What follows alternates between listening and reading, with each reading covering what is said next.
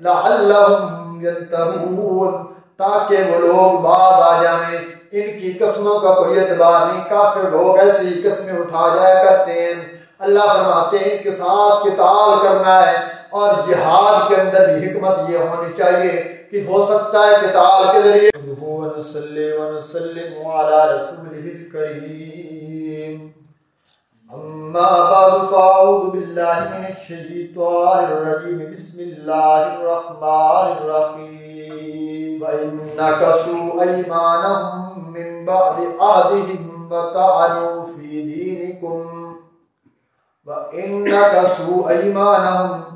اور اگر وہ توڑ ڈالیں اپنی قسموں کو، ایمانہم اپنی قسموں کو، من بعد عہدہم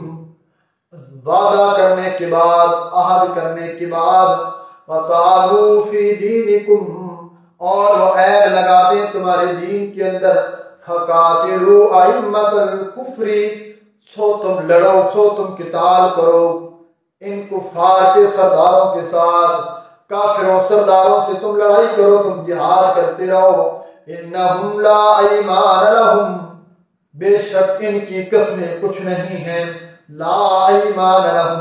نہیں ہیں ان کی قسمیں، لعلہم ینتہون تاکہ وہ لوگ باز آ جائیں۔ ان کی قسموں کا کوئی اعتبار نہیں، کافر لوگ ایسی قسمیں اٹھا جایا کرتے ہیں۔ اللہ فرماتے ہیں ان کے ساتھ قتال کرنا ہے، اور جہاد کے اندر بھی حکمت یہ ہونی چاہیے کہ ہو سکتا ہے قتال کے ذریعے، ہو سکتا ہے جہاد کے ذریعے یہ لوگ مغلوب ہو جائیں، اللہ اسلام کی توفیق دے دے، اسلام پر سوچنے کا موقع مل جائے۔ الا تقاتلون قوما نکثوا ایمانہم،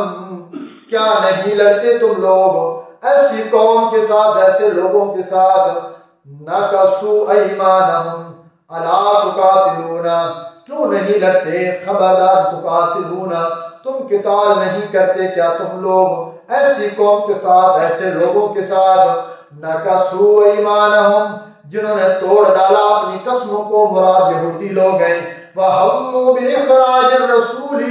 اور وہ ارادہ کرتے ہیں رسول کو نکالنے کا، وَهُمْ بَدَوْكُمْ أَوَّلَ مَرَّةٍ اور انہوں نے ابتدا کی ہے چھیڑ کرنے میں، انہوں نے ابتدا کر دی ہے چھیڑنے کے اندر۔ یہ لوگ تو چاہتے ہیں کہ آپ کو مسلمانوں کو مدینے سے نکال دیں، یہ لوگ تو چاہتے ہیں کہ آپ یہاں سے چلے جائیں، کہ یہودی لوگ کبھی بھی تمہارے ساتھ مخلص نہیں ہو سکتے۔ فرمایا أَتَخْشَوْنَهُمْ کیا تم ان لوگوں سے ڈرتے ہو، وَاللَّهُ أَحَقُّ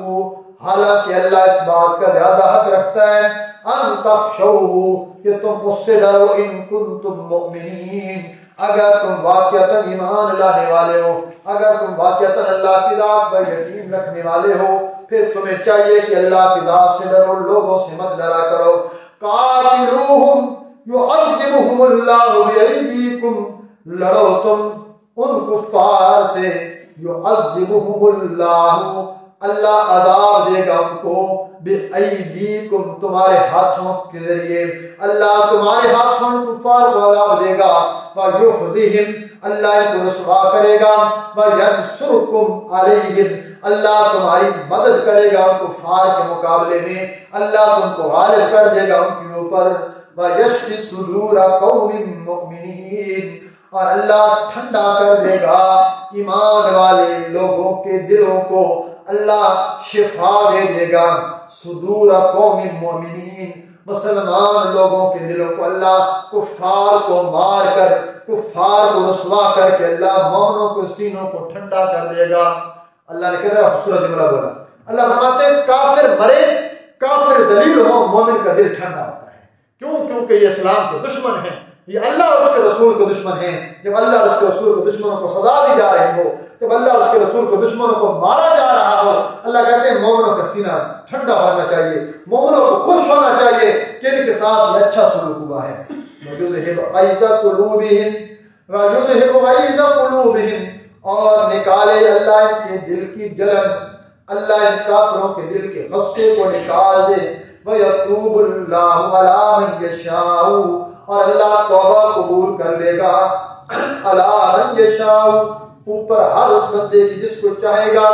واللہ علیم حکیم اللہ کی ذات علم والی بھی ہے، حکمت والی بھی ہے۔ ام حسبتم ان تترکو، کیا تم لوگوں نے یہ گمان کر لیا، کیا تم یہ گمان کرتے ہو ان تترکو کہ تم چھوڑ دیے جاؤ گے، ولما یعلم اللہ، حالانکہ ابھی معلوم نہیں کیا اللہ نے، ابھی اللہ نے یہ بات تمہارے اندر جانچی نہیں ہے، اللہ نے تمہیں اس بات کے اوپر آزمایا نہیں ہے۔ الذین جاہدوا منکم، کہ وہ لوگ جو تم میں سے جہاد کریں گے، ابھی اللہ نے یہ نہیں دیکھا کہ تم میں جہاد کون کرے گا۔ وَلَمْ يَتَّخِذُوا مِن دُونِ اللَّهِ، اور اللہ نے یہ بھی نہیں دیکھا، اللہ نے یہ بھی نہیں آزمایا کہ نہیں بناتے وہ لوگ من دون اللہ، اللہ کے سوا کسی اور کو حمایتی اور مددگار، ولا رسول ہی، اور اس کے رسول کے علاوہ، ولا المؤمنین، اور مومنوں کے علاوہ، ولیجتن، کسی کو بھی دل کا رازدار نہیں بنائیں گے۔ اللہ فرماتے ہیں ابھی تک اللہ نے تمہیں اس بات نے بھی نہیں آزمایا کہ تم میں جہاد کون کرے گا، اللہ نے یہ بھی نہیں آزمایا کہ تم اللہ اور اس کے رسول اور مومنوں کو چھوڑ کر کس کو دلی دوست بناتے ہو۔ ہاں، دلی دوست بنانا ہے، سب سے پہلا تعلق اپنے خدا کے ساتھ قائم رکھو، اس کے بعد اپنے نبی کے ساتھ قائم رکھو، پھر اس کے بعد مومن لوگوں کے ساتھ قائم رکھو، ان کے ساتھ اپنا دلی تعلق بناؤ، ان کے ساتھ اپنے دلوں کو جوڑو۔ واللہ خبیر بما تعملون، اور اللہ کی ذات پوری طرح باخبر ہے بما تعملون، جو تم عمل کر رہے ہو، جو کوئی تم عمل کرو گے، اللہ کو اچھی طرح پتہ ہے کہ مومن کیا کام کرتے ہیں۔ اس آیت کریمہ میں اللہ نے ایک چھوٹی سی مثال دے کر بات یہ آزمائی ہے کہ یہ نہ سمجھو کہ تم نے کلمہ پڑھ لیا اللہ تمہیں آزمائے گا نہیں، بلکہ تمہیں اللہ اس وقت تک آزماتا رہے گا جب تک اللہ تم میں یہ نہیں دیکھ لیتا تم میں مجاہد کون ہیں، اور تم میں دلی دوست کسی کافر کے ساتھ کوئی دوستی تو نہیں رکھ رہا، کسی صحابہ کے دشمن کے ساتھ کسی کی دوستی تو نہیں ہے، کسی کفار کے اللہ کے دشمنوں کے ساتھ کسی کا دلی تعلق تو نہیں ہے۔ اگر تم نے ایسے لوگوں کے ساتھ دلی تعلق بنایا، اللہ فرماتے ہیں کہ پھر اس کا ابھی تک اس آزمائش میں پورا نہیں اترا جو آزمائش اللہ کرنا چاہتے ہیں۔ فرمایا اللہ کبھی کبھی ایسی آزمائش کرتے ہیں تو کبھی بھی کسی کافر کو دلی دوست نہ بنائیں، اور ہمیشہ جہاد کا جذبہ انسان کے دل کے اندر موجود رہنا چاہیے۔ اللہ کا